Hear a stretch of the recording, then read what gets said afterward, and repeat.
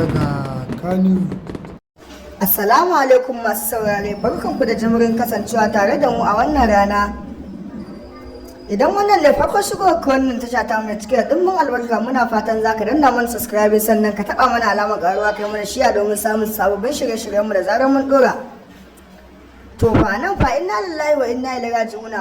Wannan babban dan Kaliu din nan wato baba dan Audu wanda sananne ne kun san fuskar nan ba tare da an faɗa muku wane ne ba.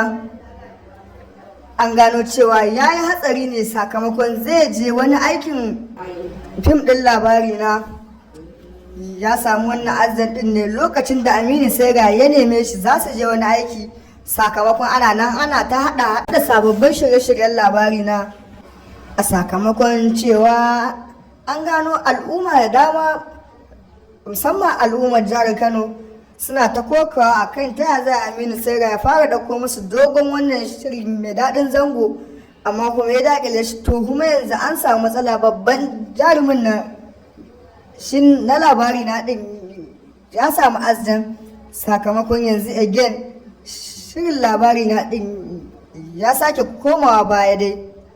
Idan wannan ne farkon shigo ka wannan sabuwar tasha ta mai cika ɗimbin albarka muna fatan za ka taɓa mana subscribe sannan ka danna mana alamar ƙaruwa mun gode muna godiya.